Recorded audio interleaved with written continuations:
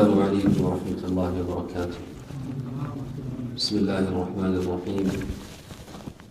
الحمد لله رب العالمين، والصلاة والسلام على أشرف الأنبياء والمرسلين وخاتم النبيين نبينا محمد وعلى آله وأصحابه أجمعين ومن تبعهم بإحسان إلى يوم الدين. أما بعد، الله سبحانه وتعالى সমস্ত প্রশংসা আল্লাহ সুবহানাহু ওয়া তাআলা আমাদেরকে এই প্রোগ্রাম করার তৌফিক দিয়েছেন, আলহামদুলিল্লাহ। এবং আল্লাহ সুবহানাহু ওয়া তাআলা আরেকবার আমাদের এই প্রোগ্রাম, সেটা সাবজেক্ট অফ টাইটেল হচ্ছে ইয়া নবী সাল্লাল্লাহু আলাইহি ওয়াসাল্লাম আল্লাহকে কেমনভাবে ইবাদত করতেন, তার ইবাদত কেমন ছিল, তার সালাত এবং সিয়াম কিয়াম যত ইবাদত আছে কেমনভাবে আল্লাহ সুবহানাহু ওয়া তাআলা উনি ইবাদত করতেন। তো এই বিষয়ে আলোচনা হবে আজকে ইনশাআল্লাহ তাআলা। আমাদের মাঝে আমার আব্বা শেখ ফজিলত শেখ মতিউর রহমান মাদানী হাফিজাহুল্লাহ তাআলা। জাযাকুমুল্লাহ খাইর। ফালিতাফাদ্দাল। السلام عليكم ورحمة الله وبركاته. إن الحمد لله نحمده ونستعينه ونستغفره ونعوذ بالله من شرور أنفسنا ومن سيئات أعمالنا. من يهده الله فلا مضل له ومن يضلل فلا هادي له. وأشهد أن لا إله إلا الله وحده لا شريك له وأشهد أن محمدا عبده ورسوله صلى الله تعالى عليه وعلى آله وصحبه وسلم تسليما كثيرا. يا أيها الذين آمنوا اتقوا الله حق تقاته ولا تموتن إلا وأنتم مسلمون. يا أيها الناس اتقوا ربكم الذي خلقكم من نفس واحدة وخلق منها زوجها وبث منهما رجالا كثيرا ونساء واتقوا الله الذي تساءلون به والأرحام إن الله كان عليكم رقيبا. يا أيها الذين آمنوا اتقوا الله وقولوا قولا سديدا يصلح لكم أعمالكم ويغفر لكم ذنوبكم ومن يطع الله ورسوله فقد فاز فوزا عظيما. أما بعد، فإن خير الحديث كتاب الله وخير الهدي هدي محمد صلى الله عليه وسلم وشر الأمور محدثاتها وكل محدثة بدعة وكل بدعة ضلالة وكل ضلالة في النار. أعوذ بالله من الشيطان الرجيم. ওয়াবুদ রব্বাকা হাত্তা ইয়াতিয়াকাল ইয়াকিন। সম্মানিত দিনী ভাতৃমণ্ডলী, পর্দার আড়ালের মা এবং বোনেরা, আল্লাহ রাব্বুল আলামিনের প্রশংসা এবং অসংখ্য সালাত ও সালাম প্রিয় রাসূল সাল্লাল্লাহু আলাইহি ওয়াসাল্লামের উপর পেশ করার পরে আমরা আজকের এই গুরুত্বপূর্ণ বিষয়ের উপর আলোচনা শুরু করব, যা শুনলেন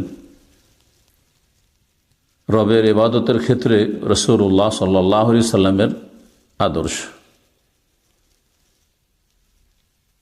এই মসজিদুত তাওহীদ, যে মসজিদ তাওহীদ ও সুন্নাহর উপর কায়েম হয়েছে, ওয়ালিল্লাহিল হামদ, এই মসজিদে আল্লাহ রাব্বুল আলামিন যে মানহাজে সালাফ নিয়ে আলোচনা করার এবং সালাফে সালেহিনরা যে রাসূলুল্লাহ সাল্লাল্লাহু আলাইহি সাল্লামের নির্ভেজাল সুন্নাহর অনুসারী ছিলেন, তার বাস্তবায়নের জন্য আল্লাহ রাব্বুল আলামিন একটি সুন্দর ক্ষেত্র তৈরি করে দিয়েছেন। এই জন্য রবের আমরা সকলে শুকরিয়া আদায় করি, বলুন আলহামদুলিল্লাহ। অনেক জায়গায় এমন প্রতিকূল পরিস্থিতি যে যেখানে সহিহ সুন্নাহ মোতাবেক সবচাইতে গুরুত্বপূর্ণ ইবাদত তাওহীদের পরে সালাত, সেই সালাত আদায় করতে বাধাগ্রস্ত করা হয়। এখানে আলহামদুলিল্লাহ সেই দিক থেকে আপনি স্বাধীনভাবে রবের ইবাদত করবেন তাওহীদ এবং সুন্নাহ ভিত্তিক। আল্লাহর যত শুকরিয়া আদায় করবেন তত আল্লাহ বেশি তৌফিক দেবেন। লা ইন শাকারতুম লা আযীদান্নাকুম। সুতরাং এই নিয়ামতের শুকরিয়া আদায় করতে হবে। এইরকম দেশে তাওহীদ সুন্নাহ ভিত্তিক মসজিদ যে আল্লাহ দিয়েছেন, এটি বড় নিয়ামত। এবং এর আগেও ইঙ্গিত করেছি যে মসজিদ নির্মাণ করা রাসূলুল্লাহ সাল্লাল্লাহু আলাইহি সাল্লামের জীবনের সবচেয়ে গুরুত্বপূর্ণ কাজ।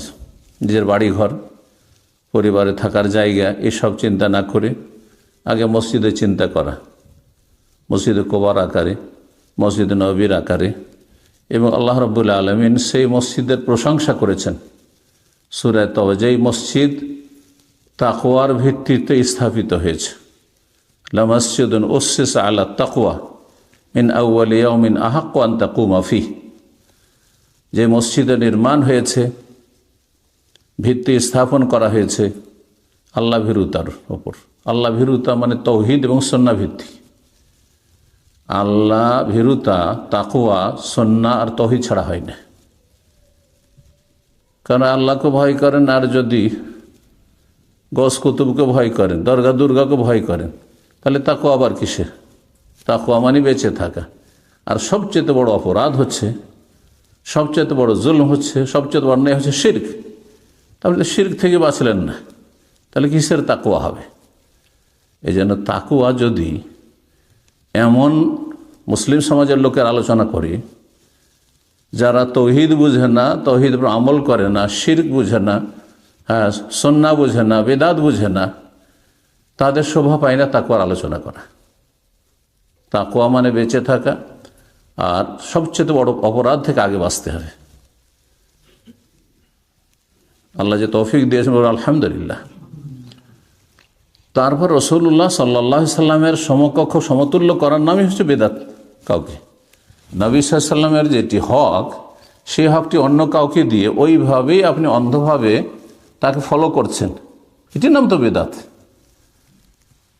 তাহলে এত বড় একটা অন্যায় কাজ করছেন যে আপনি রাসূলুল্লাহ সাল্লাল্লাহু আলাইহি সাল্লামের হক নষ্ট করে তার হকটা আর কাউকে দিয়ে দিচ্ছেন। চিন্তা করুন বিষয়টি। আমার হকটা যদি আর কাউকে দিয়ে দেন, যেখানে আমি বসে আছি আরেকজন আপনাদের মধ্য থেকে এসে আলোচনা করছে, আর আমি শুধু শুনেই চলে গেলাম, এই নয় যে 5 মিনিট 10 মিনিট কিছু বললেন, এমন নয়। তাহলে আপনি বুঝছেন যে এটা কেমন কাজ করলেন, অথচ আপনার মতো আমি মানুষ, সামান্য কিছু পার্থক্য থাকতে পারে বা নাও থাকতে পারে। অনেক ক্ষেত্রে আপনি আমার চাইতে সিনিয়র হইতে পারেন।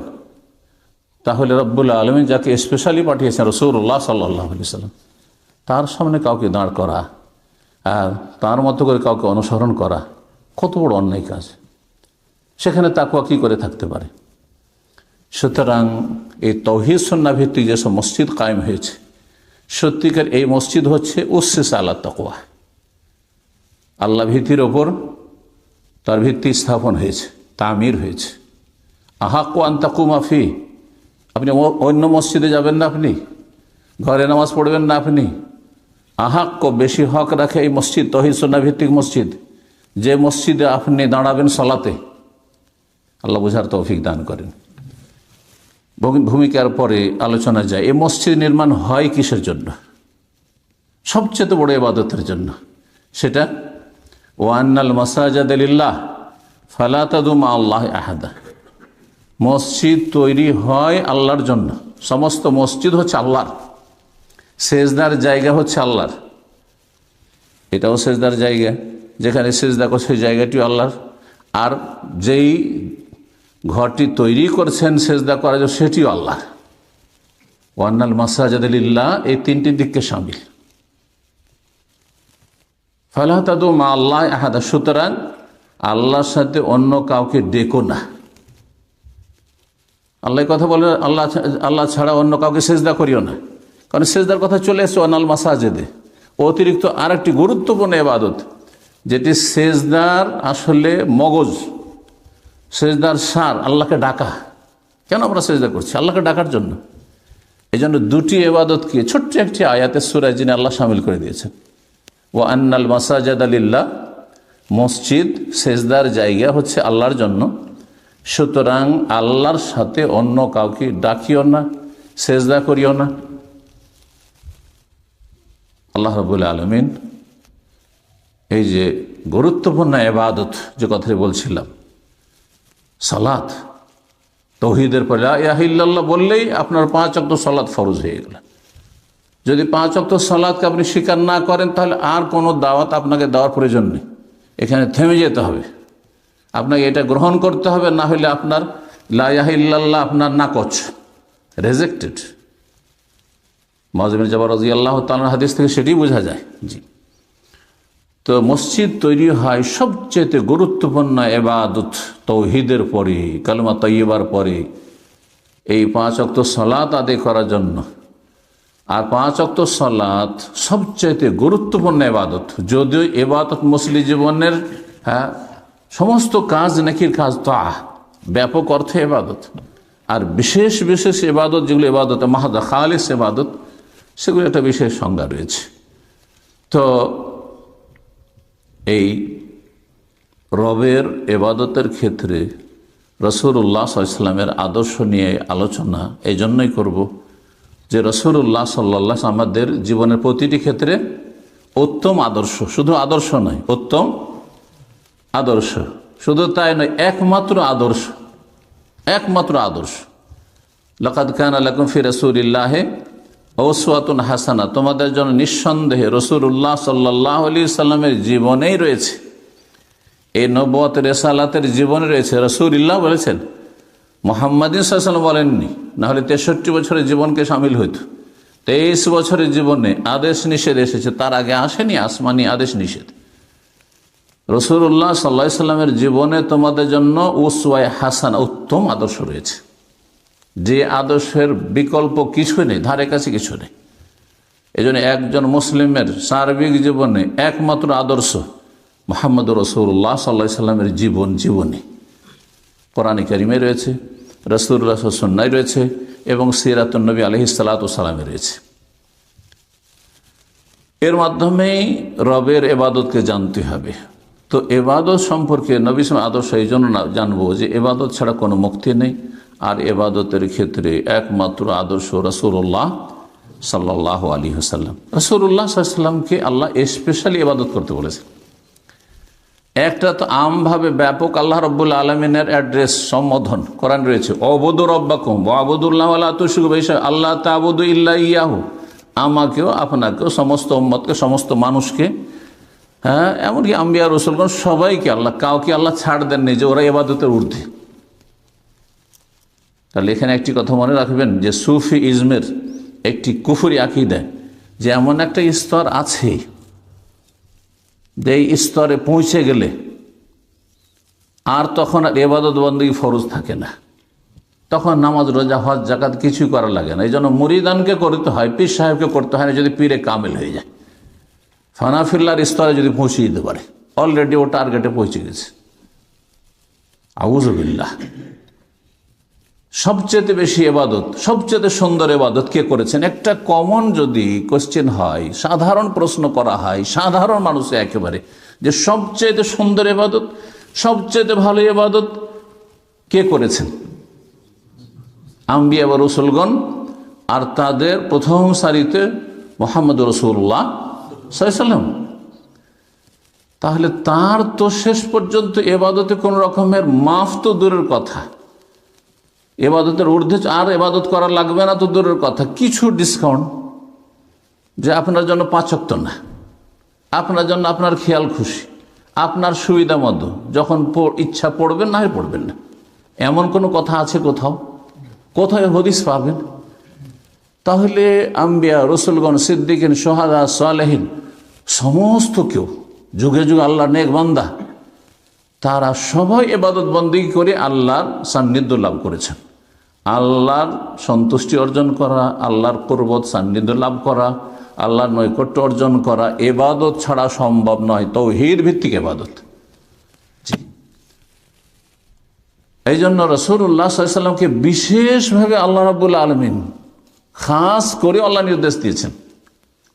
সূরা হিজরের সর্বশেষ আয়াত, 99 নম্বর আয়াত, আল্লাহ বলছেন, ওয়াবুদ রব্বাকা, হে নবী তুমি রবের ইবাদত করো, কতদিন? হাত্তা ইয়াতিয়াকাল ইয়াকিন, যতক্ষণ পর্যন্ত সুনিশ্চিত বিষয়টি না চলে আসছে।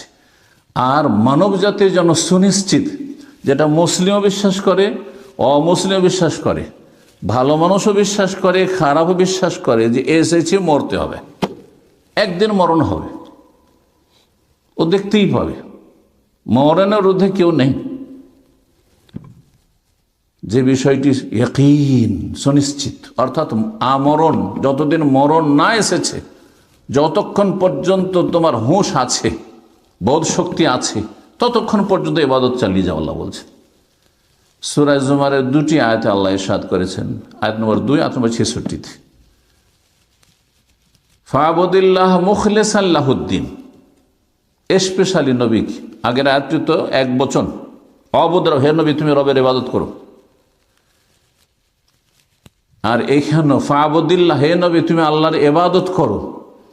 শুধু এই পরম্পরা ইবাদত করলে হবে না, এই সিলসিলা বাপদাদা যেমন প্রচলিত ইবাদত করলে হবে না, মুখলিসান লাহুদ্দিন, তার জন্য, আল্লাহর জন্য দিনকে, আনুগত্যকে নিখুঁত নির্ভেজাল করে, শিরক মুক্ত হয়ে, বিদআত মুক্ত হয়ে, ভেজাল মুক্ত হয়ে খালেস নির্ভেজাল ইবাদত করে, একমাত্র আল্লাহর জন্য ইবাদত করে। আল্লাহ ইখলাস শিখেছেন, যে ইখলাস হচ্ছে মৌলিক শর্ত ইবাদত কবুলের জন্য গুরুত্বপূর্ণ একটি শর্ত। তারপরে নবীর তরিকা। ইখলাস না থাকলে সেটি শিরকে, ইবাদত থাকবে না, শিরক হয়ে যাবে। আর যদি ইত্তেবা, অনুসরণ না থাকে নবীর, তাহলে সেটি বেদাত হয়ে যাবে। শিরক আর বেদাত মুক্ত না হলে সেটি ইবাদত হলো না। আর ইবাদতের জীব আল্লাহর, আপনি বান্দা না, আপনি গায়রুল্লাহর বান্দা হয়ে গেলেন। আপনি আয়াত নম্বর 66-তে আল্লাহ ইরশাদ করে সূরা জুমারে, বালিল্লাহ ফা'বুদ ওয়া কুম মিনাশ শাকিরিন। হে নবী,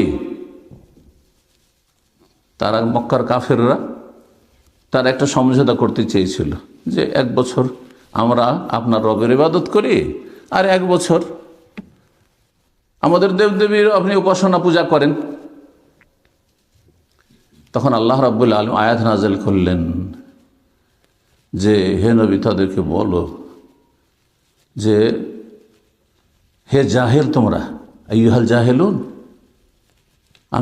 আমি কি শিরক করতে পারি? আর তারপরে আল্লাহ বলছেন, বালিল্লাহ, শিরক থেকে মুক্ত হবে, এদের মতো শিরকে লিপ্ত থাকবে না। বালিল্লাহ ফা'বুদ, বরং রবের ইবাদত করো। বালিল্লাহ ফা'বুদ, আগে আল্লাহ তারপরে ফা'বুদ, মানে আল্লাহরই ইবাদত করো। যেমন ইয়াকা না'বুদু, হে আল্লাহ তোমারই ইবাদত করি। যদি আল্লাহ ইয়াকা না'বুদু না বলে, যদি বলতেন না'বুদু কা, এই শিখাইতেন আল্লাহ সূরা ফাতিহা, আল্লাহ তোমার ইবাদত করি, তো তাতে শিরকের চোরা রাস্তা থাকতে পারে। কিন্তু এতে এত তাকরি, ইয়াকা, শুধুমাত্র ইয়াকা, আগে তোমার কথা বলা হয়েছে, আল্লাহ শুধুমাত্র তোমার, হ্যাঁ, না'বুদু আমরা ইবাদত করি, আর কারণ ওয়ালা না'বুদু গায়রাক, ওই রকম বালিল্লাহ, বরং আল্লাহর ফা'বুদ, ইবাদত করো, আল্লাহরই ইবাদত করো। ওয়া কুম মিনাশ শাকিরিন, এবং শুকরগুজার মানুষের দলে শামিল হয়ে যাও। তাহলে আল্লাহর যদি কৃতজ্ঞ হইতে হয়, শুকরগুজার হইতে হয়, তাহলে ইবাদত অবশ্যই থাকতে হবে। আচ্ছা, ইবাদত খেয়াল খুশি করলে হবে। যেমন আজকাল যে কোনো মুসলিম ভাই বোনদেরকে জিজ্ঞাসা করেন, নামাজ পড়েন? হ্যাঁ, নামাজ পড়ি। কিন্তু নামাজ পড়ির মেলা ক্যাটাগরি আছে। নামাজ পড়ে, কেউ জুমা পড়ে, ওইটাকে মনে করে আমি নামাজ পড়ি, একেবারে যে পড়ি না তা না। কেউ খেয়াল খুশি মাঝে মধ্যে, কোনো দিন 5 ওয়াক্ত, কোনো দিন 2 ওয়াক্ত, কোনো দিন 1 ওয়াক্ত, কোনো দিন নেই পড়ে। কেউ রমজানে পড়ে, আর তারপরে মাঝে মধ্যে পড়ে নেই, সেও নিজেকে নামাজি মনে করে। এই ইবাদত হচ্ছে কুপ্রবৃত্তির অনুসরণ, বরং কুপ্রবৃত্তির, হ্যাঁ, ইবাদত। আফারাআইতা মান ইত্তাখাযা ইলাহাহু হাওয়া, আল্লাহ বলছেন, এমন কোন মানুষকে জানো যারা নিজের হাওয়া, মন যা চাই সেটার পূজা করে, তাকে মাবুদ, উপাস্য বানিয়ে ফেলেছে। মন চেয়েছে আজকে তাহাজ্জুদ পড়ো, তাহাজ্জুদ পড়ে। মন চেয়েছে আল্লাহর সামনে খুব কাঁদবো, কাঁদে। মন চেয়েছে রমজানের একটিও তারাই পড়বো না। আমি এমন ভাই অনেক জানি যার আনন্দের সাথে রমজান শেষ হতে যাচ্ছে, শেখ আমার আলহামদুলিল্লাহ একটি তারাবির একটি রাকাতও ছুটেনি। আমি তো খুশি হই, তার সাথে বলি যে আপনার সারা বছর ফজর ঠিক আছে তো? গোটা বছর ফজর ঠিক আছে তো? যদি আপনার গোটা বছর ফজর ঠিক না থাকে, ফজর মিস যায়, আর আপনি রমজানে শুধু তারাবিকে না, সারা জীবন যদি আপনি এই নফল সেজদায় আর এই তারাবি আর তাহাজ্জুদ আর আপনি সালাতুদ দুহা, চাস্তের সেজদায় পড়ে থাকেন, তা দিয়ে মুক্তি পাওয়া যাবে না। ইসলামকে ইসলাম দিয়ে বুঝতে হবে, আপনার মেজাজ দিয়ে বুঝলে হবে না। আর ইসলামকে ওহির মধ্যে বুঝতে হবে। আল্লাহ বোঝার তৌফিক দান করেন। আল আহাম ফাল মুহিম, আপনারা এটা ইংরেজিতে বলেন। একটা হচ্ছে ভেরি ইম্পর্টেন্ট, সবচেয়ে বেশি গুরুত্বপূর্ণ, আর একটা হচ্ছে গুরুত্বপূর্ণ ইম্পর্টেন্ট, ঠিক না? আগে কোনটা? আপনার সকালবেলা মেলা কাজ আছে, আপনি আগেই কিন্তু চিন্তা করেন যে আমাকে সিরিয়াল বাই সিরিয়াল কাজগুলি সারতে হবে। আগে যেটা বেশি গুরুত্বপূর্ণ, আজকে না করলে চলবে না। তারপরে কিছু কাজ আছে কালকে করলে চলবে, আর না করলেও চলে যাবে, এমন নয় যে মারাত্মক ক্ষতি হয়ে যাবে, সেগুলি তখন আছে আপনার লিস্টে আছে, ধীরে ধীরে করব। তো আপনার জীবনের সর্বপ্রথম কাজ হচ্ছে নবী সাল্লাল্লাহু আলাইহি ওয়াসাল্লামের আদর্শ। এখান থেকে শুরু করব কয়েকটা পয়েন্ট। নবী সাল্লাল্লাহু আলাইহি ওয়াসাল্লামের ইবাদত বন্দেগীর বৈশিষ্ট্যগুলি কী ছিল, গুণগুলি কী ছিল, এই দিকগুলি আমাদের সামনে ফুটে উঠতে হবে। নবী সাল্লাল্লাহু আলাইহি ওয়াসাল্লাম আমাদের ইবাদতের ক্ষেত্রে আদর্শ, রবের ইবাদতের ক্ষেত্রে রাসূলুল্লাহ সাল্লাল্লাহু আলাইহি ওয়াসাল্লামের আদর্শ। তার একটি দিক হচ্ছে যে ফরজ এবং সুন্নাত দুটো দিক আছে সমস্ত ইবাদত বন্দেগীর ক্ষেত্রে, শুধু নামাজের ক্ষেত্রে নয়। সমস্ত ইবাদত বন্দেগীর ক্ষেত্রে একটা স্তর আছে ফরজ, আর একটা স্তর হচ্ছে সুন্নাত, নফল। নফল আম অর্থে, কিন্তু আমাদের দেশে মানুষ সুন্নাতকে মনে করে যে নফল বলে একটু হালকা হয়ে যায়, সেই জন্য বলছি। তো ফরজ আর নওয়াফল, ফরজ পুরোপুরি থাকতে হবে, মানে 17তে আপনার 16.5 করা যাবে না। ফজর ছাড়া তো দূরের কথা, ফরজ আপনার পুরোপুরি থাকতে হবে। এইটি হচ্ছে নবী সাল্লাল্লাহু আলাইহি সাল্লামের ইবাদত বন্দেগী, রবের ইবাদত বন্দেগীর ক্ষেত্রে গুরুত্বপূর্ণ একটি আদর্শ। আপনার জীবনে 5 টাইমের 17 রাকাতে যদি কমতি না থাকে, তো রব আল্লাহ জিজ্ঞেস করবেন না যে তোমার আর নামাজ কোথায়, আর নামাজ কোথায়, জিজ্ঞাসা করবেন না। আর যদি একটু কিছু ঘাটতি হয়, কিছু গুরুত্বপূর্ণ ইবাদত যেমন আছে বেতর এবং ফজরের সুন্নাত, কিন্তু সেটা ফরজের স্তরে নাই যে সেখানে গিয়ে একবারে ফেসে যাবেন আসামের কাঠগড়ায়। হয়তো অন্য সুন্নত আছে, এ আছে, সে আছে, ঘাটতিগুলো পূরণ হয়ে যাবে। কিন্তু আপনার এই ফরজে যদি ঘাটতি থাকে চলবে না। নবী সাল্লাল্লাহু আলাইহি ওয়াসাল্লামের ইবাদতের সালাত দিয়ে শুরু করবো, অন্যান্য ইবাদতে পরে আসবো। ইবাদতের আদর্শের ক্ষেত্রে, রবের ইবাদতের আদর্শের ক্ষেত্রে 5 ওয়াক্ত সালাত, আগে ফরজটা ঠিক থাকতে হবে। তারপরে নবী সাল্লাল্লাহু আলাইহি ওয়াসাল্লাম সুন্নতগুলি পড়েছেন, পড়ার জন্য উৎসাহিত করেছেন, যে সুন্নত সালাতগুলি রয়েছে, এবং এগুলির বিভিন্ন দিক থেকে ফজিলত, মহত্ব, গুণাগুণ বর্ণনা করেছেন। এতে আপনার অনাগ্রহী হইলে হবে না, গাফিল হইলে হবে না। অনেক ভাইরা আছেন সেই আকীদা মানহাজ ফলো করেন, কিন্তু সুন্নতের ক্ষেত্রে খানিকটা উদাসীনতা আছে, এটাও যেন না থাকে। কারণ নবী সাল্লাল্লাহু আলাইহি ওয়াসাল্লাম এত গুরুত্ব দিয়েছেন বিষয়গুলির, এত ফজিলত বর্ণনা করেছেন, সবগুলি কথা বর্ণনা করতে পারছি না। কিন্তু আপনারা জানাচ্ছেন যে 5 ওয়াক্ত সুন্নাতের রাতে বা গলি পড়ে তার কি ফজিলত রয়েছে, বেতরে কি ফজিলত রয়েছে, তারপরে ফজরের 2 রাকাত সুন্নাত, রাকাত আল ফজরে খায়রুম মিনাদ দুনিয়া ওয়া মা ফিহা, ফজরের 2 রাকাত সুন্নাত। একটি ব্যাখ্যা এটি, ফজরের 2 রাকাত সুন্নাত মানে এই সুন্নাত, এই ফজরের ফজর সুন্নত, ফরজ নয়। খায়রুম মিনাদ দুনিয়া, সারা পৃথিবীতে যা কিছু আছে আল্লাহর নিয়ামত, আল্লাহর সৃষ্টি, দুনিয়া এবং দুনিয়াতে যা কিছু রয়েছে আসমান জমিনের ভেতরে সব কিছুর চাইতে উৎকৃষ্ট, উত্তম। মাত্র 2 রাকাত নামাজ, মাত্র 3 থেকে 4 মিনিট, এবং সংক্ষেপ পড়তেন রাসূলুল্লাহ সাল্লাল্লাহু আলাইহি ওয়াসাল্লাম। জি, তো এগুলির ক্ষেত্রে অনীহা থাকলে হবে না, গাফিলতি থাকলে হবে না। আচ্ছা, না পড়লেও তো চলে, গুনাহ তো হবে না। কারণ আজকাল অনেকে জিজ্ঞাসা করেন যে সুন্নতগুলি পড়লে গুনাহ হবে, হয় জাল জৈব দিয়ে ওকে গুনাহগার বানাইতে হবে, তাহলে পড়বে। আর যদি বলেন যে অনেক নেকি রয়েছে, তো হচ্ছে আখিরাতে অত নেকির প্রয়োজন নেই, দুনিয়ার পয়সার প্রয়োজন আছে। পয়সার ক্ষেত্রে যদি বলা হয় যে আর 10 পাউন্ড অন্য জায়গায় বেশি পাবেন, আর দরকার নেই, যথেষ্ট হয়ে গেছে, মোটামুটি আজকে 50 হয়ে গেছে, 100 হয়ে গেছে, আর দরকার নেই। আছেন এমন কোন লোক খুঁজে পাওয়া যাবে? তো দুনিয়া দিয়ে দিন শেখান আগে, আর দিনকে আগে গুরুত্ব দেন, যার ফলে এই গাফিলতি যেন না থাকে। রাসূলুল্লাহ সাল্লাল্লাহু আলাইহি সাল্লামের ইবাদত বন্দেগীর ক্ষেত্রে, মানে সালাতের ইবাদত বন্দেগীর ক্ষেত্রে একটি আদর্শ হচ্ছে যে সেই ইবাদতে মধ্যম পন্থা থাকতো, আল ওয়াসাতি ওয়াল ইতিদাল, মধ্যম পন্থা, বাড়াবাড়িও না, ছাড়াছাড়িও না। নবী করিম সাল্লাল্লাহু আলাইহি সাল্লামের ফরজ 17 আর বাকি সুন্নত তাহাজ্জুদ ইত্যাদি মিলে 40-এর বেশি সালাত তেমন প্রমাণ পাওয়া যায় না। 40 রাকাতের বেশি সালাত জীবনে একদিন বা এক রাত 100 রাকাত পড়েছেন অথবা 60, 70, 80 রাকাত পড়েছেন, কেউ দেখাতে পারবেন না। বিষয়টি খুব গুরুত্বপূর্ণ। এই জন্যই যে আমাদের যে ফাজাইলে নামাজ বর্ণনা করা হয় প্রচলিত দেশীয় তরিকায়, তাতে শুধু সংখ্যা বয়ান করা হয় যে বুজুর্গানের দিন কে কত সংখ্যায় পড়েছেন, কত রাকাত পড়েছেন। আর এই ক্ষেত্রে তারা কম্পিটিশন করেছে, মনে হচ্ছে খুব ফজিলতের কথা।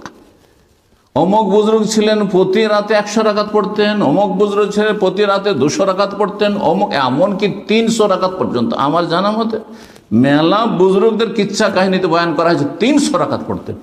আরে বা রাসূলুল্লাহ পড়তেন, খোলাফায়ে রাশিদিন পড়তেন, সাহাবায়ে কেরাম কি 100, 200, 300 রাকাত করে রাতে নামাজ পড়তেন না?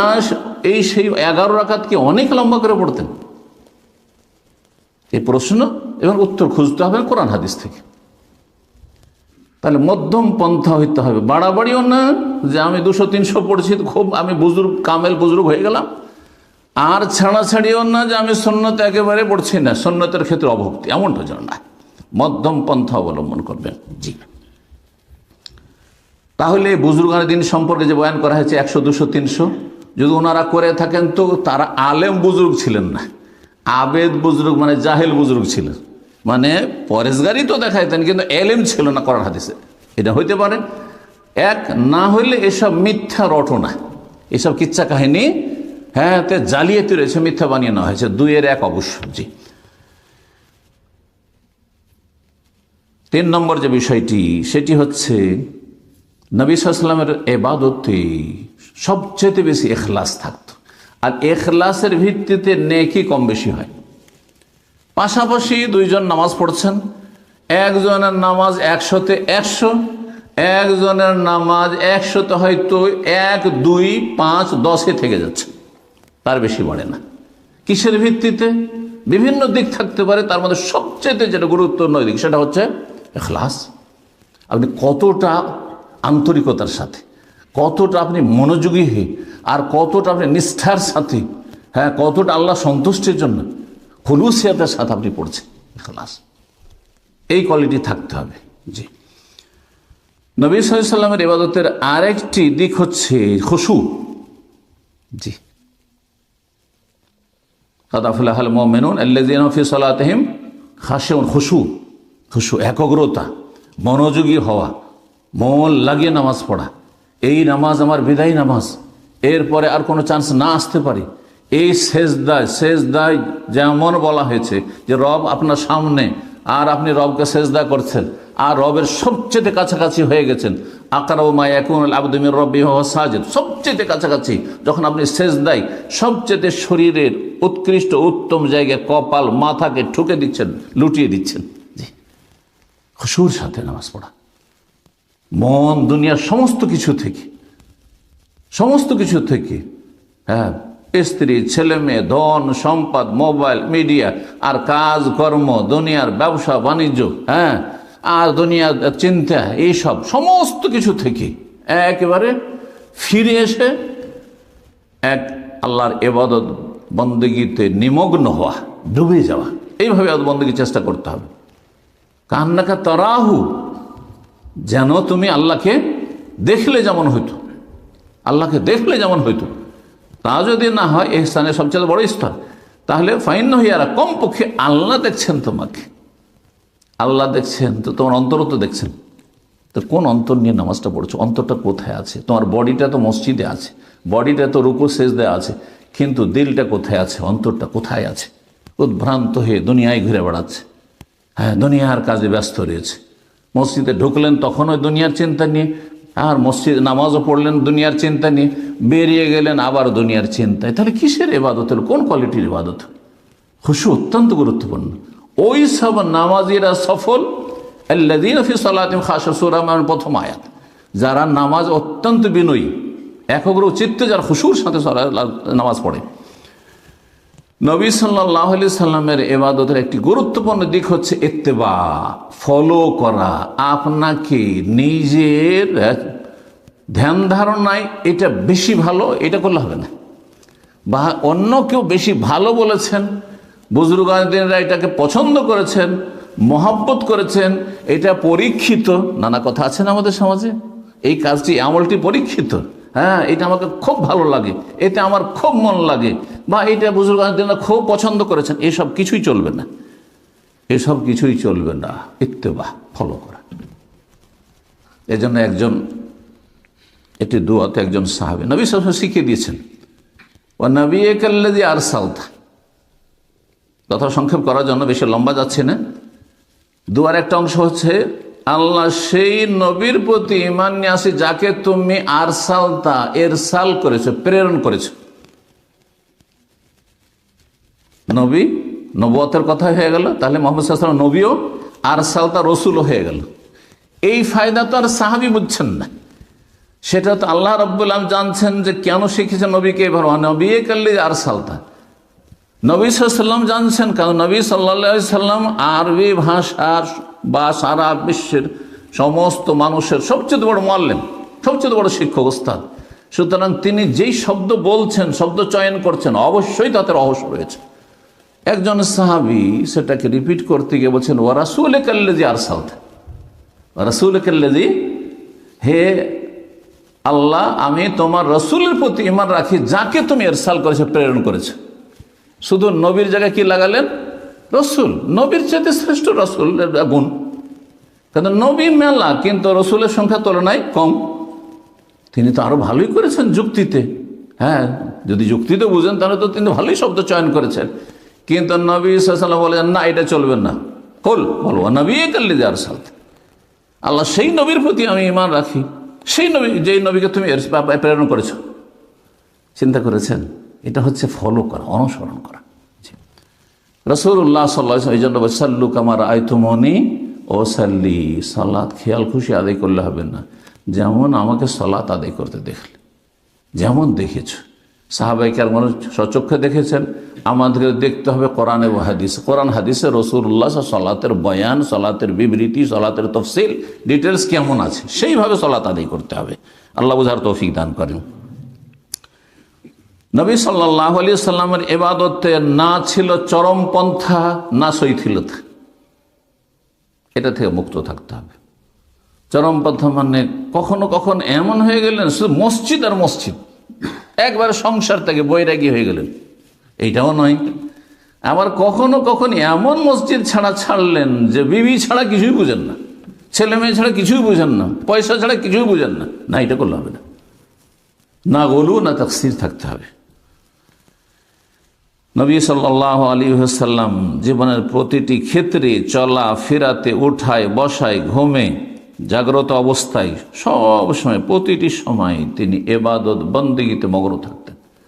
বিভিন্ন রকমের ইবাদত, বহুমুখী ইবাদত, কখনো অন্তরের ইবাদত, অন্তরের জিকির এবং ফিকির, আল্লাহ সম্পর্কে, আল্লাহর গুণাবলী সম্পর্কে চিন্তা করছেন, আল্লাহর কুদরত সম্পর্কে, সিফাতগুলি সম্পর্কে চিন্তা করছেন, আল্লাহর কাজগুলি সম্পর্কে, আল্লাহর নিয়ামত সম্পর্কে চিন্তা করছেন, ফিকরের ইবাদত। আল্লাহকে অন্তর থেকে স্মরণ করছেন, কলবের ইবাদত হচ্ছে। হ্যাঁ, বাচনিক জবান দ্বারা, জবান চলতে হাত পা কাজ করছে। অনেকে কর্মক্ষেত্রে ডিউটিতে আছেন, হাত কাজ করছে আপনার, কিন্তু আপনার জবান ফ্রি আছে, জবান কারোর সাথে কথা বলতে হয় না, নীরবে কাজ করছে, কি রাজগার করতে থাকেন আপনি। কখনো জবান ব্যস্ত আছে, কিন্তু আপনি অন্য অন্য কাজ আপনি করতে পারবেন, নেকির কাজ কিছু করতে পারবেন, সেটা অন্তর থেকে হোক অথবা অঙ্গ প্রত্যঙ্গ দিয়ে হোক করতে পারবেন আপনি। সুতরাং সব সময় যেন আমাদের জীবনটা ইবাদতে লেগে থাকে। আল্লাহ যেন আমাদের তৌফিক দান করেন। সালাতের বিষয়টা আরও একটু বিস্তারিত বলি। রাসূলুল্লাহ সাল্লাল্লাহু আলাইহি ওয়াসাল্লাম সালাতের জন্য, সালাতের সময় কখন হচ্ছে, সালাত পড়ার জন্য, হ্যাঁ সালাতে মশগুল হওয়ার জন্য যেন ব্যস্ত হয়ে যেতেন, পেরেশান হয়ে যেতেন।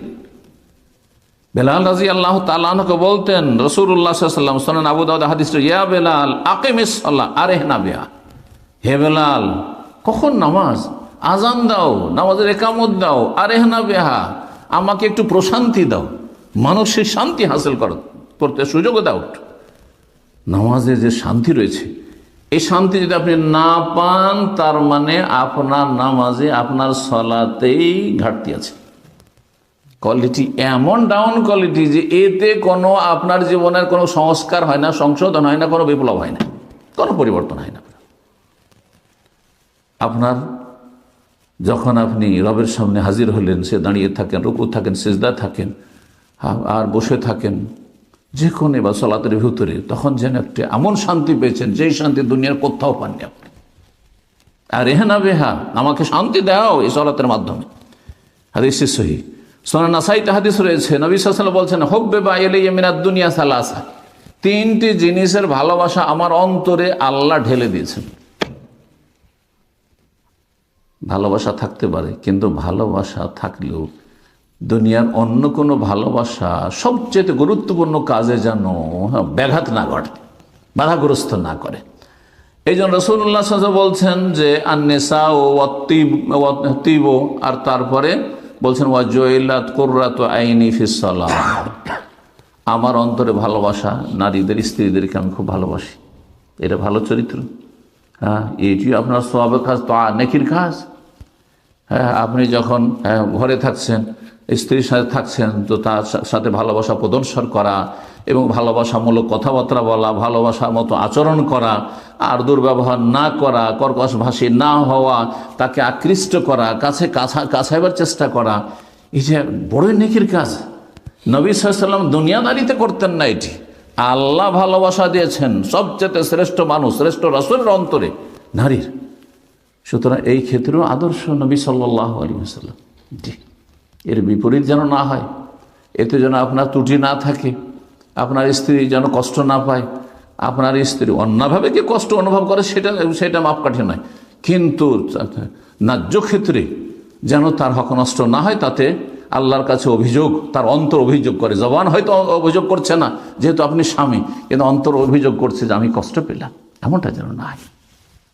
অথিব আর আতর সুগন্ধি, কারণ এতে হয় কি, আতর সুগন্ধি হলে ফেরেশতাও কষ্ট পাবে না, আপনার শরীর থেকে সুগন্ধি বের হলে, আর মানুষও কষ্ট পাবে না।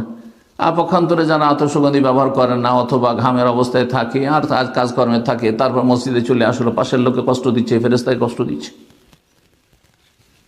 এটাও নেকির কাজ, এটাও নেকির কাজ। তাহলে মাঝে মধ্যে বিনা অপচয়, এমন কিছু অপচয় করবেন না যে আপনার বড় একটা অঙ্কের টাকা পয়সা শুধু আতর সুগন্ধিতে চলে যাচ্ছে, পারফিউমে চলে যাচ্ছে, এমনটা না হয়। কিন্তু একটা থাকতে হবে অবশ্যই, যেন ফেরেশতা বা ভালো মানুষরা মসজিদে, ভালো জায়গায় যারা আসে, তারা কষ্ট না পায়। এমনকি খারাপ মানুষের রাস্তাঘাটে কষ্ট দেওয়া কোনো ভালো কাজ নয়। এই জন্য যারা স্মোকিং করে রাস্তাঘাটে আর আশেপাশের লোক কষ্ট পায়, তারা আল্লাহর হক তো নষ্ট করে, মানুষের হক নষ্ট করে। যারা পথচারী তাদেরকে যে কষ্ট দেয়, যে কষ্ট স্মোকিংয়ে, যেটা আমাদের জন্য বরদাস্ত করা মুশকিল হয়, সুস্থ মস্তিষ্কের মানুষ যারা, তাদেরকে কষ্ট দেয়, বান্দার হক নষ্ট করে। সুতরাং কিয়ামতে সে আসামের কাঠগড়ে হাজির হবে, বান্দা মাফ না করলে সে মাফ পাবে না। জি, নবী সাল্লাল্লাহু বলছেন 3 নম্বর হচ্ছে ওয়াজুইলাত কুররাতু আইনি ফিস সালাহ, আমার চক্ষু ঠান্ডা করা হয়েছে সালাতে। নামাজ পড়লে আমার চক্ষু শীতল হয়। ছেলে মেয়ে তো চক্ষু শীতল হয় যদি নেক হয়। রব্বানা হাব লানা মিন আজওয়াজিনা ওয়া যুররিয়াতিনা কুররাতা আয়ুন ওয়াজআলনা লিল মুত্তাকিনা ইমামা। কিন্তু সালাতে যে চক্ষু শীতল হয়, সেখানে তুলনা করলে ছেলে মেয়েকে অনেক দূরে রাখতে হবে। সালাতে যে মানুষের শারীরিক, মানসিক আর সার্বিক যে শান্তি রয়েছে, যে সর্বশক্তিমান রব্বুল আলামিন, যিনি সব কিছু দিতে পারেন, সব আশা পূরণ করতে পারেন, সমস্ত কিছুর মালিক যিনি, যার কাছে চাইলে কখনো লাঞ্ছিত করবেন না, অপদস্থ করবেন না, কাউকে জানিয়ে দেবেন না যে দেখো কিভাবে চাইছে, সে ভিক্ষা করছে, সুবহান, আরো খুশি হবেন। সেই রবের কাছে যখন আপনি এসে মোলাকাত করবেন, হাজির হবেন, তাতে চক্ষু শীতল নিঃসন্দেহ হবে, যদি সত্যি আপনি আল্লাহর ইবাদত অন্তর লাগিয়ে করেন। আল্লাহ যেন তৌফিক দান করেন। সুতরাং সালাতের ক্ষেত্রে রাসূলুল্লাহ সাল্লাল্লাহু আলাইহি ওয়াসাল্লাম রবের ইবাদত বন্দেগীর ক্ষেত্রে যে আদর্শ, সালাতের ক্ষেত্রে, এই ক্ষেত্রে যেন নামাজ পড়ে আপনি মানসিক শান্তি পান, শারীরিক শান্তি পান। মানুষ সালাত পড়লেই পারিবারিক শান্তি রয়েছে। জি, জিকির আজকার করবেন, আল্লাহকে ডাকবেন, তখন আপনার পরিবারে গিয়েও শান্তি হবে, আপনার রুজি রিজিকের রাস্তায় গিয়েও শান্তি হবে, সব জায়গায় শান্তি হবে, শারীরিক শান্তি হবে। আল্লাহ যেন বুঝার তৌফিক দান করেন। ফরজ সালাতের পরে রাসূলুল্লাহ সাল্লাল্লাহু আলাইহি ওয়াসাল্লাম সুন্নতগুলি, সুন্নতে রাতেবা, সুন্নতে রাতেবা মানে ফরজের আগে পরে যে সুন্নতগুলি রয়েছে, এই সুন্নতগুলি ক্ষেত্রে উৎসাহিত করেছেন এবং নবী সাল্লাল্লাহু আলাইহি ওয়াসাল্লাম হেফাজত করতেন। উম্মুল মুমিনিন রাদিয়াল্লাহু হাবিবা রাদিয়াল্লাহু তাআলা বর্ণনা করেছেন যে নবী সাল্লাল্লাহু আলাইহি ওয়াসাল্লাম এগুলির হেফাজত করতেন। জি, তো এই সুন্নত রাতেবাগুলি পড়তে হবে। সেগুলি কতটি আমরা খুব সীমিত অনেকে জানি, শুধু 10 জানি, তাই না? জোহরের আগে 4 আর পরে 2, আর বাকি মাগরিবে 2, এশাতে 2 আর ফজরে 2, কত হয়ে গেল? হ্যাঁ, 12 হলো না? জোহরে 6 হয়ে গেল 6, আর মাগরিবে গিয়ে 2 হয়ে গেল, 6 2 8, আর এশাতে গিয়ে 10 হলো, আর ফজরে আর 2 12 হয়ে গেল। এই 12টা এত প্রসিদ্ধ বাঙালি সমাজে যে এর কম বেশিগুলো জানি না, অথচ নবী সাল্লাল্লাহু আলাইহি ওয়াসাল্লামের আদর্শে কিছুটা এখানে কি রয়েছে, প্রশস্ততা রয়েছে। আপনি সংকীর্ণ কেন করলেন? সংকুচিত কেন করবেন আপনি? নবী সাল্লাল্লাহু আলাইহি ওয়াসাল্লাম সম্পর্কে আব্দুল্লাহ বিন ওমর রাদিয়াল্লাহু তাআলা আনহুর হাদিস সহিহ বুখারী, তাতে রয়েছে 10 রাকাতের কথা, জোহরের আগে 2 পরে 2। যদি কখনো কখনো দেখেন যে আমার টাইম শর্ট আছে, এই কামত হয়ে যাবে, তো 2 রাকাতই যথেষ্ট। না 4 আমার তো কমে গেল, না, এটাও সুন্নাত, আপনার কখনো কখনো এই সুন্নতটা ফলো করবেন। আচ্ছা, শুধু এই 2টিই না, আর একটি বলি, সেটা হচ্ছে জোহর আগেও 4 আর পরেও 4, তাহলে 12 জায়গায় কত হয়ে গেল? 14 হয়ে গেল। এই হাদিসও রয়েছে রাসূলুল্লাহ সাল্লাল্লাহু আলাইহি ওয়াসাল্লামের হাদিস। সুতরাং এইগুলির উপরে বিভিন্ন, যেখানে বিভিন্ন আমল নবী সাল্লাল্লাহু আলাইহি ওয়াসাল্লাম থেকে প্রমাণিত বিভিন্ন আমলগুলি করবেন। আবার এইটা দিয়ে সব জায়গায় ঢালাওভাবে লাগিয়ে দেবেন না যে এটাও ঠিক ওইটাও ঠিক। কিছু কিছু ক্ষেত্রে অথেন্টিক যে নবী সাল্লাল্লাহু আলাইহি ওয়াসাল্লাম এই ক্ষেত্রে বিভিন্ন আমল করেছেন, এটাকে অনেকে লাগিয়ে দেয় কোন জায়গায়? হ্যাঁ, বেমানান জায়গায়, যে ফিট নয় সেখানে। হ্যাঁ, যে তখন লাগিয়ে দেয় আমিন জোরে বলাও ঠিক, আস্তে বলাও ঠিক, রফাদান করাও ঠিক আর না করাও ঠিক। না রে ভাই, একটা সুন্নতের খেলাফ কাজ করছেন আপনি, তাতে নেকি কমবে, আবার নামাজ নষ্ট হবে না, কিন্তু নেকি কেন কম নেবেন আপনি? যত বেশি সুন্নত কায়েম করবেন তত বেশি কোয়ালিটি ভালো হবে। আচ্ছা, সালাতের একটি দিক আর গুরুত্বপূর্ণ, সেটা হচ্ছে সালাতের 2টো দিক আছে। যেমন মানুষের 2টো দিক আছে, মানুষের 2টো দিক। মানুষ কিসের নাম? 2টো জিনিসের সমষ্টির নাম। আর রূহ ওয়াল জাসাদ, আত্মা এবং দেহ। শুধু দেহ শরীরের নাম মানুষ নয়, আর শুধু আত্মার নামও মানুষ নয়। হ্যাঁ, কিন্তু কোনটি গুরুত্বপূর্ণ? হ্যাঁ, আত্মা, রূহ বেশি গুরুত্বপূর্ণ। রূহ যদি না থাকে তো আমার নাম ধরেও ডাকবে না, আর বেশি সময় রাখবেও না, আর এই দেহের কোনো মূল্য নেই। তখন লাশ বলবে, মৃতদেহ বলবে, আর তারপর তাড়াতাড়ি দাফন কাফনের ব্যবস্থা করে, আর রাখা যাবে না একে। সুবহানাল্লাহ, শরীর তাহলে কত অযোগ্য, হ্যাঁ, কত অকেজ শরীর, যেই শরীরের সমস্ত সেবা যত্ন, যত আয় উপার্জন ইনকাম সব শরীরের খেদমতে লাগাচ্ছে। রোহের খেদমত কি করলেন আপনি? শরীরকে দিনে 3 বারের জায়গায় 5 বার 7 বার যত পারছেন আপনি, যত রকমের খাবার আসলে না নয় এত দিচ্ছেন আপনি, আহার দিচ্ছেন। রুহকে কি আহার দিচ্ছেন আপনি? হ্যাঁ, রুহের গেজা কোথায়?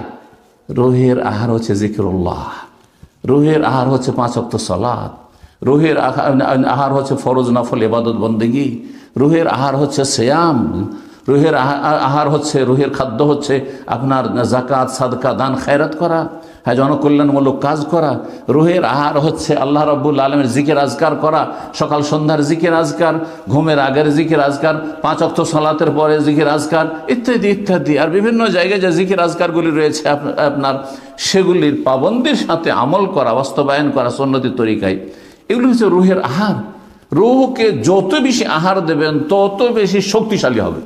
যেমন শরীরকে যত আপনি স্বাস্থ্যকর খাবার দেবেন, অস্বাস্থ্যকর খাবার নয় আপনি, হ্যাঁ, যত ভালো খাবার দেবেন তত বেশি শরীর ছোট থেকেই আপনার স্ট্রং হবে। একটা বাচ্চা যখন গ্রোথ হচ্ছে তখন থেকে যদি তাকে আপনার হেলদি খাবার দেওয়া হয়, তাহলে তার পরিচর্যাটা সুন্দর হবে শারীরিক। ঠিক তেমনি যদি আপনি আপনার আত্মিক বা আধ্যাত্মিক আপনার যদি পরিচর্যা করতে চান, রূহকে যদি স্ট্রং করতে চান, শক্তিশালী করতে চান, তাহলে আপনাকে জিকিরুল্লাহর আহার দিতে হবে। ফরজ নফল জীবনের প্রতিটি ক্ষেত্রে যে ইবাদত বন্দেগী রয়েছে তা দিতে হবে। আল্লাহ যেন বুঝার এবং আমল করার তৌফিক দান করেন। রাসূলুল্লাহ সাল্লাল্লাহু আলাইহি ওয়াসাল্লামের সুন্নতের কথা বলছেন। রাসূলুল্লাহ সাল্লাল্লাহু আলাইহি ওয়াসাল্লাম যখন কোরআন কারীম তেলাওয়াত করতেন, আর সালাতের ভিতরে কোরআন কারীমের তেলাওয়াত একটি গুরুত্বপূর্ণ, তো আমাদের মতো পড়ে চলে যেতেন, কিছু বুঝলেন না এমন করতেন না, যেমন অধিকাংশ মানুষের নামাজ এরকম।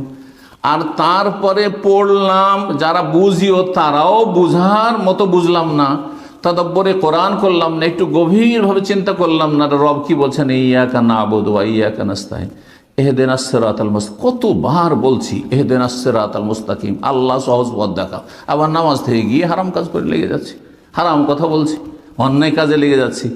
যদি বুঝি আর গভীরভাবে চিন্তা করে তাদাব্বুরে কোরআন করে যদি ইহদিনাস সিরাতাল মুস্তাকিম বলতাম, আল্লাহ আমাকে সোজা পথ দেখাও, আর মসজিদ থেকে বেরিয়ে আবার মাকা পথ কেন ধরবো, তাহলে জীবনের সংশোধন হইতো।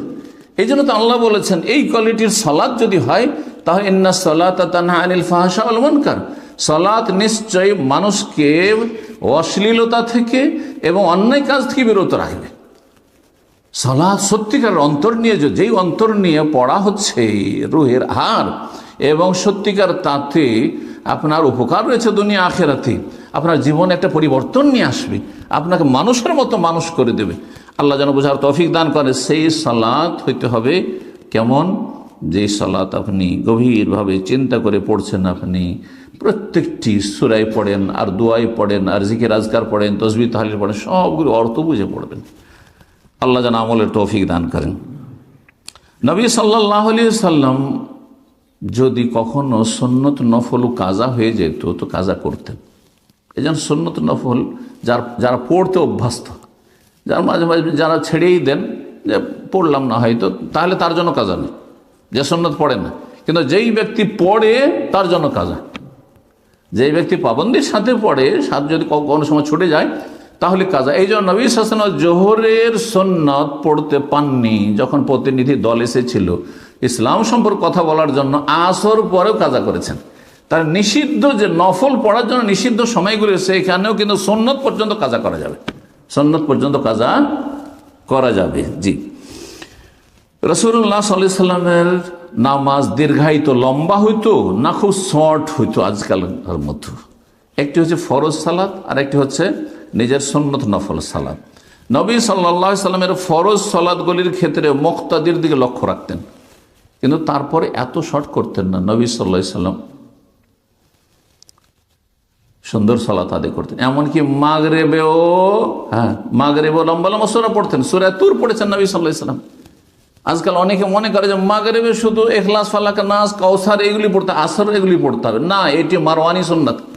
ইমাম ইবনে কাইয়িম রাহিমাহুল্লাহ বলছেন যে এটি নবী সাল্লাল্লাহু আলাইহি ওয়াসাল্লামের সুন্নাত নয়, খোলাফায়ে রাশিদিনের সুন্নাত নয়, এটি হচ্ছে মারওয়ান ইবনুল হাকাম মদিনার যখন গভর্নর হয়েছিলেন তার সুন্নতে, তখন ছোট ছোট সূরা দিয়ে মাগরিব পড়াইতে শুরু করেছে। তাহলে কখনো মনে করবেন যে মাগরিব মানে ছোট সূরা। মাগরিবের সময় 1 ঘন্টা 14 মিনিট থাকে, তারপরে এশার সময়। সুতরাং অনেকেই যে ভাবেন, বিশেষ করে যারা মযহাবের অন্ধ অনুসরণে আছেন, ভাবেন যে মাগরিব মানে আজান দেওয়ার সাথে সাথে শুরু করতে হবে, আর 5-10 মিনিটের মধ্যে না পড়লে নামাজ কাজা হয়ে যাবে। একেবারে ভুল কথা, একেবারে ভুল কথা। জি, তো বলছিলাম যে ফরজ সালাতগুলি ধীর স্থিরতার সাথে প্রতিটি অঙ্গ আপন আপন জায়গায় চলে যাবে। দাঁড়ানোর পর রুকুতে যাবেন, আপন আপন জায়গায় চলে যাবে, আবার রুকুতে দাঁড়াবেন, সোজা হয়ে দাঁড়াবেন, যে প্রতিটি অঙ্গ প্রত্যঙ্গ আপন আপন জায়গায় চলে যাবে। আবার সেজদাগে স্থির হবেন, সেজদার মাঝখানে আবার স্থির হবেন। এইভাবে সংক্ষেপে পড়তেন। মানে সুন্নত নফল যে দীর্ঘায়িত করতেন, তাহাজ্জুদ যে লম্বা করতেন, তার তুলনায় সংক্ষেপ হইত। কিন্তু তার মানে এই নয় যে জোহরের 4 রাকাত নামাজ 5 মিনিটে শেষ, এমনটা করতেন না নবী সাল্লাল্লাহু আলাইহি ওয়াসাল্লাম। তাহলে এই ক্ষেত্রে মুসল্লিদের খেয়ালও রাখতে হবে এবং দুটো দিকই রাখতে হবে। এই নয় যে আজকালকার অবস্থা থেকে, আজকাল সবাই নামাজ যে পড়ছে এর মধ্যে মাঝামাঝি হইতে হবে, এমন নয়। নবী সাল্লাল্লাহু আলাইহি ওয়াসাল্লামের আমলে যেই নামাজ ছিল, সেই নামাজকে সামনে রেখে মধ্যম পন্থা অবলম্বন করে ফরজ সালাত সংক্ষেপে হবে। আশা করি বিষয়টি বুঝছেন। তারপরে নফল নামাজের ক্ষেত্রে নবী সাল্লাল্লাহু আলাইহি ওয়াসাল্লাম অত্যন্ত লম্বা করতেন। এই মর্মে হাদিস রয়েছে, একটি হাদিস শোনাই। আওফ বিন মালিক আসজাই রাদিয়াল্লাহু তাআলা আনহু বলছেন যে আমি রাসূলুল্লাহ সাল্লাল্লাহু আলাইহি ওয়াসাল্লামের সাথে এক রাতে তাহাজ্জুদ পড়া শুরু করলাম, কিয়াম শুরু করলাম। মাঝে মধ্যে যদি তাহাজ্জুদে জামাত করেন যায়, সবসময় তাহাজ্জুদে জামাত নাই। আর যদি রমজান মাসে তারাবি হয় তো জামাত করে পড়াইটাই উত্তম। জি, তাহাজ্জুদ সম্পর্কে অনেকে জিজ্ঞাসা করে জামাত চলবে? স্বামী স্ত্রী জামাত করতে পারে, আর যদি অন্য লোকের সাথে হয়তো মাঝে মধ্যে জামাত করতে পারেন, কেউ এসে লেগে গেল তাহলে ওকে না করবেন না। তাহাজ্জুদ পড়ছেন আপনি মসজিদে এসে হয়তো অথবা কোনো জায়গায় কেউ জামাতে লেগে গেল, বাবার সাথে পড়ছেন কেউ লেগে গেল, ছেলেরা লেগে গেল, আর কেউ লেগে গেল, বন্ধু বান্ধব আছে হয়তো আপনার সাথে লেগে গেল, কোনো অসুবিধা নেই। বলছেন এক রাত আমি রাসূলুল্লাহ তাহাজ্জুদ পড়লাম, ফাকামা ফাকারা সূরাতুল বাকারা, সূরা বাকারা পড়ে দিলেন। সুবহানাল্লাহ, সূরা বাকারা পড়লেন। সূরা বাকারা চিন্তা করুন, আড়াই পড়ার মতো। লায়ামুর রবি আয়াত, শুধু পড়া নয় যে পড়েই যাচ্ছেন, হ্যাঁ, বরং এক একটি আয়াত, কোনো রহমতের আয়াত আসলে থেমে গিয়ে রহমতের দোয়া করলেন। ইল্লা ওয়াকাফা, থেমে যেতেন, ফাসাল, আল্লাহর কাছে রহমত চাইতেন। ওয়ালায়ামুর রবি আয়াতে আযাবেন, কোন আযাব, বালা মুসিবত, হ্যাঁ, শাস্তি, জাহান্নাম ইত্যাদি, গজব, আল্লাহর ক্রোধ, এগুলোর কথা যখন আসতো তখন তিনি থেমে গিয়ে ফাতাআওয়াজ, আল্লাহর কাছে আশ্রয় কামনা করতেন। আউযু বিল্লাহি মিনান নার, আল্লাহুম্মা আজিরনা মিনান নার। তারপর রুকু করলেন, কতক্ষণ? যতক্ষণ দাঁড়িয়ে।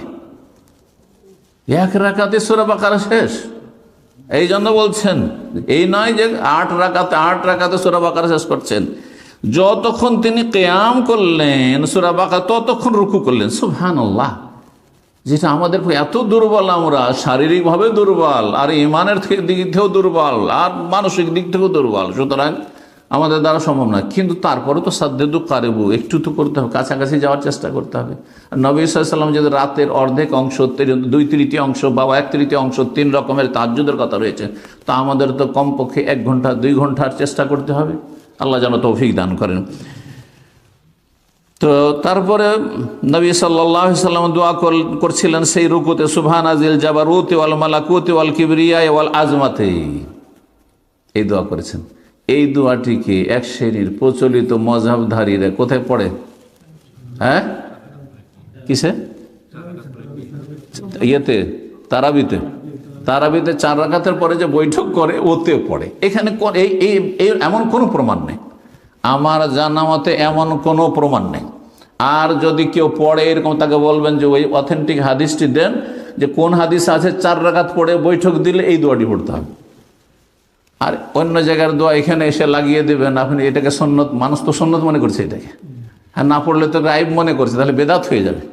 কোনো কাজ সুন্নত নয়, অথচ সেটাকে যদি সুন্নত মনে করা হয়, কোনো কাজ হ্যাঁ সুন্নত নাই, হ্যাঁ শরীয়তে প্রমাণ না, আর সেটাকে যদি আইব না পড়লে আইব মনে করে, তাহলে সেটা বেদাত হয়ে যাবে, বেদাতের ফর্মুলা। জি,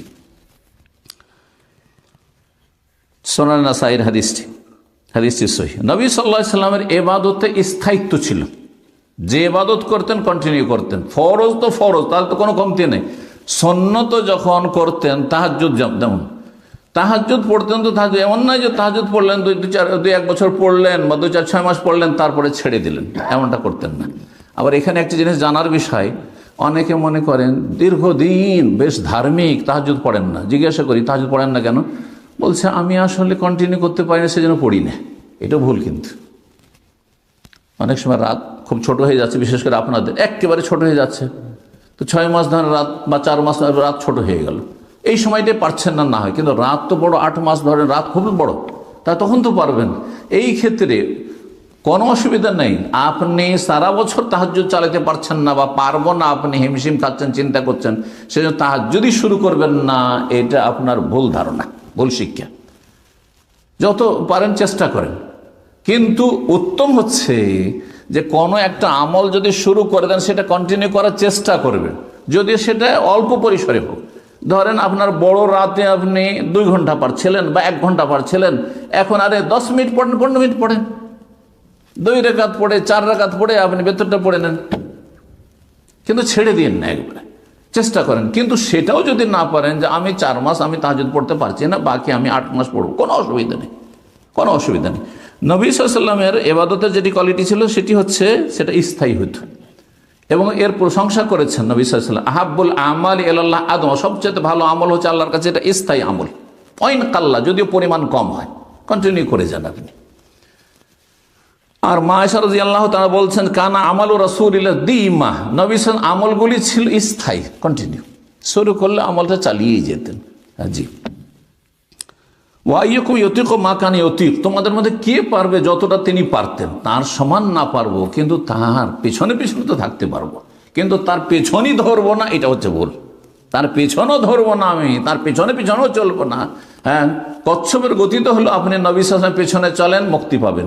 কিন্তু নবী সাল্লাল্লাহু আলাইহি ওয়াসাল্লাম ডানে চলে যান, বামে চলে যান, এগিয়ে চলে যান, মানে বেদাতি তরিকায় চলে যান, কখনো মুক্তি পাবেন না। যদি আপনার গন্তব্যস্থান থাকে মক্কা, একটি উদাহরণ দিই, কারণ অনেকে মনে করে বেদাতি ধার্মিক মনে হয় আমাদের সমাজের যারা শুধু নামাজ পড়ে কিন্তু মেলা গুনাহ করে তাদের চেয়ে তো অনেক ভালো। না, মোটে ভালো না। উদাহরণটি ভালো করে শুনেন।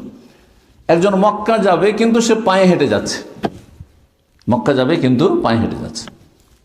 কোন দিকে যাচ্ছে? মক্কার দিকে যাচ্ছে। পৌঁছবে না? পৌঁছবে না? পৌঁছবে, কিন্তু লেট হবে, ঠিক কিনা? কিন্তু আরেকজন বলছে যে মক্কা যাব, আর সে প্লেনে উঠেছে, কিন্তু নিউ ইয়র্কের প্লেনে উঠেছে, ম্যানচেস্টার থেকে নিউ ইয়র্ক বা বাংলাদেশ। কোনোদিন পৌঁছতে পারবে মক্কা?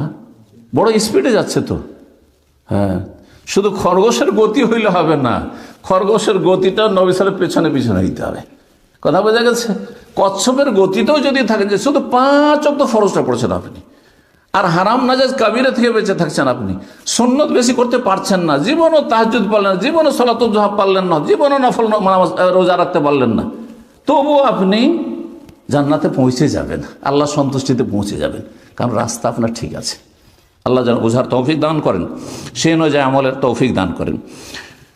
তো রাসূলুল্লাহ সাল্লাল্লাহু আলাইহি সাল্লামের ইবাদত স্থায়ী ছিল এবং রাসূলুল্লাহ কঠোর পরিশ্রম করে তাহাজ্জুদ পড়তেন। পা ফুলে যেত, পা ফেটে যেত, কত ঘন্টা তাহলে দাঁড়িয়ে থাকতেন চিন্তা করুন আপনি। পা ফুলে যাওয়া, পা ফেটে যাওয়া, কেমন ইবাদত করলে, কোন কোয়ালিটির ইবাদত হলে সেটা হইতে পারে একটু চিন্তার বিষয়। রাসূলুল্লাহ এছাড়া বেশ কিছু সুন্নত আদায় করতেন, যেমন বেতরটি অনেক বেশি গুরুত্ব দিতেন, কখনো বেতর ছাড়তেন না। আউতেরু ইয়া আহলাল কোরআন, হে কোরআনের অনুসারীরা, অর্থাৎ মুসলিমরা, তোমরা বেতর আদায়, ফাইনাল্লাহ বিতরুন ইউহিব্বুল বিতর, আল্লাহ বেজোড়, সুতরাং বেতরকে ভালোবাসেন। আল্লাহ বেজোড় মানে 1 না 3? হ্যাঁ, 1। তাহলে আল্লাহ বেজোড়, বেতরকে ভালোবাসেন, আল্লাহ বেতর, বেতরকে ভালোবাসেন। তারপরে বেতরের ক্ষেত্রে সর্বনিম্ন 3 কি করে হয়ে গেল? কি বুঝলেন? তাহলে বোঝা গেল বেতরের ক্ষেত্রে সর্বনিম্ন বেজোড় হচ্ছে 1 রাকাত, শুধু 1 রাকাত কেউ যদি বেতর পড়ে সেটাও জায়েজ। কারণ আমাদের পাশাপাশি যেসব ভাইরা বসবাস করে মজহাবের অন্ধ অনুসরণ করে, তারা মনে করে আবার 1 রাকাত নামাজ নাকি, ব্যঙ্গ করে। 1 রাকাতের নামাজ হয়, আগে 2 পড়তে হবে, তারপরে 1 পড়তে হবে, নাহলে একসাথে 3 পড়ে, 3-এর নিচে কোনো বেতন নেই। একেবারে ভুল কথা, ভালো করে শুনে রাখেন। জি, তো বেতর কখনো ছাড়তেন না, ফজরের সুন্নাত কখনো ছাড়তেন না, সালাতুদ দুহাও পড়তেন নবী সাল্লাল্লাহু আলাইহি ওয়াসাল্লাম। তো এই সব সুন্নতগুলি আদায় করবেন। কথা লম্বা নামাজের ক্ষেত্রে এই জন্যই করে দিলাম যে নামাজ যদি ঠিক হয়ে যায় তো যাকাত ঠিক হয়ে যাবে, নামাজ ঠিক হয়ে গেলে আপনার সিয়াম রোজা ঠিক হয়ে যাবে, নামাজ ঠিক হলে হজ উমরা যেন বলতে হয় না। বহু বেনামাজি আছে, ওদের কাছে বেশি পয়সা, ওরা প্রতি বছর উমরা আর হজে যাচ্ছে, ঠিক কিনা? কিন্তু নামাজে মসজিদে খুঁজে পাওয়া যায় না। সুতরাং আগে 5 ওয়াক্ত সালাত ঠিক করতে হবে। আল্লাহ তৌফিক দান করেন। রাসূলুল্লাহ সাল্লাল্লাহু আলাইহি ওয়াসাল্লাম রমজান মাসের শুধু পুরো রমজান, পুরো মাসের সিয়াম পালন, অন্য কোনো মাসে পুরো গোটা রমজান, গোটা অন্য কোনো মাস রোজা রাখছেন এমনটা করতেন না, একমাত্র রমজান। তবে শাবান মাসে অধিকাংশ দিনগুলিতে নবী সাল্লাল্লাহু আলাইহি ওয়াসাল্লাম রোজা রাখতেন। সহিহ বুখারী মুসলিম, ওয়া কানা ইয়াসুমু শাবানা ইল্লা কালিলা। নবী সাল্লাল্লাহু আলাইহি ওয়াসাল্লাম শাবানের অল্প কয়েকটি দিন বাদ দিয়ে বাকি সমস্ত দিনগুলি রোজা রাখতেন। জি, সুতরাং 15 তারিখের পরে তোমরা রোজা রাখিও না, যে হাদিস তিরমিজির, ওটি জয়ীফ হাদিস। বরং 15 শাবানের পরেও আপনার 20, 22, 25 হলেও কোনো অসুবিধা নেই। নবী সাল্লাল্লাহু আলাইহি ওয়াসাল্লামের এই মা আয়েশার এই হাদিস দ্বারা স্পষ্ট প্রমাণিত হয়, রাখতে কোনো অসুবিধা নেই। আবার বেদাত হচ্ছে কি, যে গোটা শাবান রাখবো না, শুধু 15 শাবান শবে বরাতে রোজা রাখবো, এইটি বিদাত। এই যে নবী সাল্লাল্লাহু আলাইহি ওয়াসাল্লাম আদর্শ নয়। জি, নফল সিয়াম এছাড়া নবী সাল্লাল্লাহু আলাইহি ওয়াসাল্লাম সোমবার, বৃহস্পতিবার রোজা রাখতেন। আইয়ামে বীজ, চাঁদের তারিখের 13, 14, 15 রাখতেন এবং রাখার জন্য বলেছেন 3, 10, 30। তাহলে তিনটি করে কেউ যদি রোজা রাখে, মাসে 3টি হোক অথবা 13, 14, 15 রেখে 3টি হোক, তাহলে সিয়াম উদ্দাহার, গোটা বছর রোজা রাখার সওয়াব পেয়ে গেল। জি, এছাড়া শাওয়াল মাসের 6টি সিয়াম রাসূলুল্লাহ সাল্লাল্লাহু আলাইহি ওয়াসাল্লাম রাখার কথা বলেছেন এবং উৎসাহিত করেছেন। আর তারপরে আপনার আরাফার সিয়াম, আশুরার সিয়াম, এই সিয়ামগুলি রাসূলুল্লাহ সাল্লাল্লাহু আলাইহি ওয়াসাল্লামের সিয়াম রোজার ক্ষেত্রে আদর্শ। রোজার ক্ষেত্রে সিয়ামের ক্ষেত্রে রাসূলের আদর্শ হচ্ছে সাহরি বিলম্ব খাওয়া, এবং সাহারি সামান্য হইলো, এমনকি 1-2 ঢোক পানি হইলেও খাওয়া, এতে বরকত রয়েছে। এই জন্য আমার খিদা নেই, খেতে পারবো না, ঘুমিয়ে থেকে গেলেন না, এরকম কাজ করবেন না। আপনি অনুত্তম কাজ করলেন, উঠে কমপক্ষে আজান আগে এখানে 1 গ্লাস পানি খান, 2 গ্লাস পানি খান, জি, অথবা একটা খেজুর খান। উত্তম হচ্ছে খেজুর খেয়ে সাহরি করা। যেমন ইফতারির ক্ষেত্রে খেজুর, এটা তো আমল আছে, কিন্তু সাহরির ক্ষেত্রে এই আমল কিন্তু নেই। আমাদের সালাফি ভাই বোনদের মধ্যে আমল নেই। অথচ নবী সাল্লাল্লাহু আলাইহি ওয়াসাল্লাম বলছেন, নেমা সুহুরুল মুমিনি আত-তামরু, মুমিনের সবচাইতে উত্তম সাহরি হচ্ছে খেজুর। জি, লবণ জাতীয় কিছু খান, পিপাসা লাগবে বেশি, মিষ্টি জাতীয় খান, পিপাসা লাগবে না, এই রহস্য রয়েছে। জি, তো ইফতারির ক্ষেত্রে নবী সাল্লাল্লাহু আলাইহি ওয়াসাল্লাম তাড়াতাড়ি করতেন। তাড়াতাড়ি মানে এই না যে সূর্য আছে আপনি ইফতার করে দেবেন। যখন নিশ্চিত হয়ে গেছেন যে সূর্য ডুবে গেছে, হ্যাঁ, যেইভাবে নিশ্চিত হওয়া সম্ভব, নিশ্চিত হওয়ার পর আর লেট করবেন না, 5 মিনিট আরও সতর্কতা অবলম্বন করি, তারপরে ইফতারি যে লিস্ট দেশে যেটা তৈরি হয়, এটা ভুল তরিকা। জি, নবী সাল্লাল্লাহু আলাইহি ওয়াসাল্লামের যাকাতের ক্ষেত্রে উত্তম আদর্শ রাসূলুল্লাহ সাল্লাল্লাহু আলাইহি ওয়াসাল্লাম। জি, যাকাত আল্লাহ রাব্বুল আলামিন তাকে বলছেন, খুয মিন আমওয়ালিহিম সাদাকা, হে নবী, যারা মুসলিম, বিত্তবান, সচ্ছল, যাদের খেয়ে দিয়ে অতিরিক্ত নেশাব পরিমাণ আছে, তাদের কাছ থেকে তুমি সাদাকা গ্রহণ করো। যাকাত রাসূলুল্লাহ সাল্লাল্লাহু আলাইহি ওয়াসাল্লাম গ্রহণ করেছেন, আল্লাহ নির্দেশ দিয়েছেন। সুতরাং খোলাফায়ে রাশেদিন যদি আমানতের সাথে যেমন তারা করেছেন, এমন যদি মুসলিম শাসক আমানতদার বিশ্বস্ত হয়, তাহলে আল্লাহ রাব্বুল আলামিন অধিকার দিয়েছেন। কিন্তু এমন মুসলিম শাসক যে ইসলামী আইনের বাস্তবায়ন করে। জি, তো বলছিলাম জাকাতের কথা। জাকাতের পরে তখন দান সাদকা, নবী সাল্লাল্লাহু আলাইহি ওয়াসাল্লাম দান সাদকা করেছেন, দান সাদকা জন্য উৎসাহিত করেছেন। বরং নবী সাল্লাল্লাহু আলাইহি ওয়াসাল্লাম খাওয়া দাওয়া যা কিছু না খেয়েও দান করেছেন। কেউ আসলে না করে দেননি ডানে বামে, আর সন্ধ্যা হওয়ার আগে আগে যা কিছু থাকতো দিয়ে শেষ করে দিতেন। রাসূলুল্লাহ সাল্লাল্লাহু আলাইহি ওয়াসাল্লাম সঞ্চয় করে রাখতেন না। জি, কানা রাসূলুল্লাহ ইয়াদাখিরু লিগাদিন, আগামীকালকে কি খাবো, আগামীকালকে ছেলে মেয়ে কী খাবে, এই জন্য রাখতেন না। সুবহানাল্লাহ, এটি হচ্ছে নবী সাল্লাল্লাহু আলাইহি ওয়াসাল্লামের আদর্শ।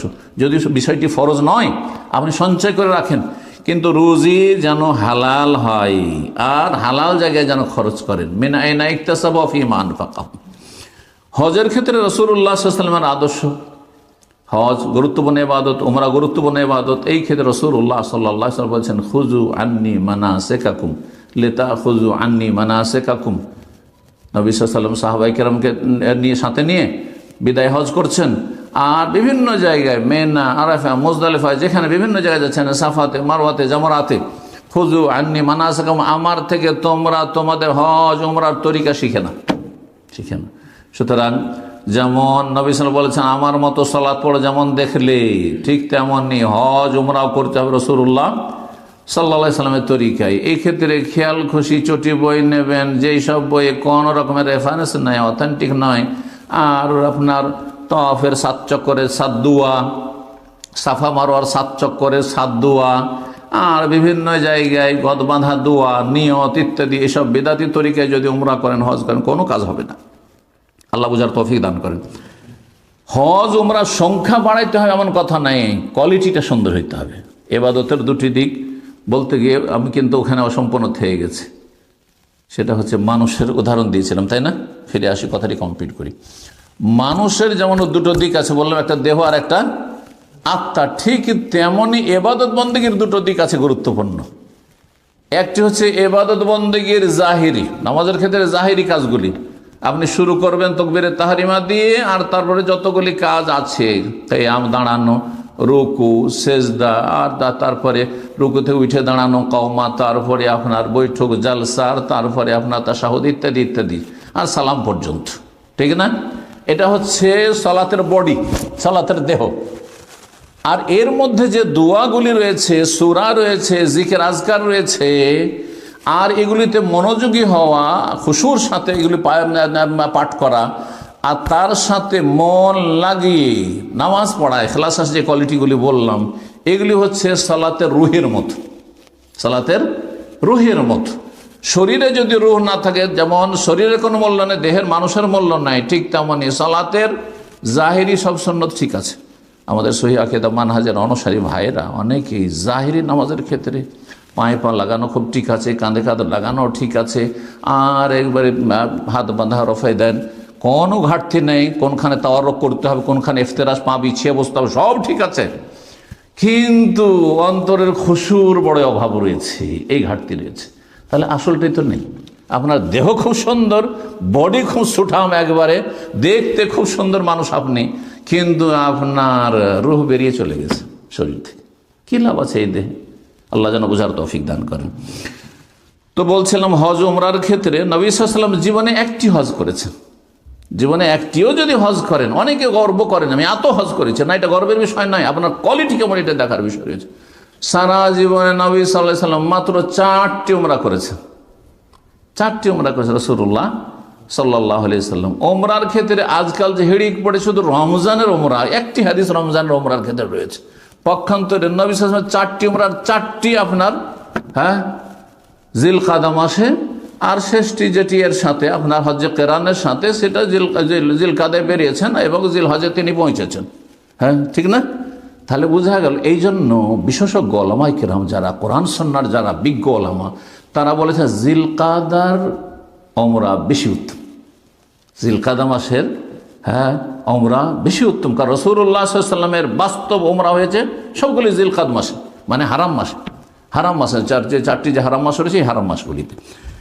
তো আল্লাহ জানে বিষয়গুলো বোঝার তৌফিক দান করে এবং সেই অনুযায়ী আমলের তৌফিক দান করেন। জিকির আজকার এবং দোয়ার ক্ষেত্রে রাসূলুল্লাহ সাল্লাল্লাহু আলাইহি ওয়াসাল্লামের আদর্শ, নবী সাল্লাল্লাহু আলাইহি ওয়াসাল্লাম সবসময় আল্লাহর জিকির আজকার করতেন। কিভাবে? সবসময় তো জবানে উচ্চারণ করা যায় না। যখন শৌচ কার্যে থাকবেন, আপনি বাথরুমে আছেন, তখন কি করে সুবহানাল্লাহ বলবেন, আলহামদুলিল্লাহ বলবেন, লা ইলাহা ইল্লাল্লাহ বলবেন, তখন কলবের জিকির করতে পারবেন।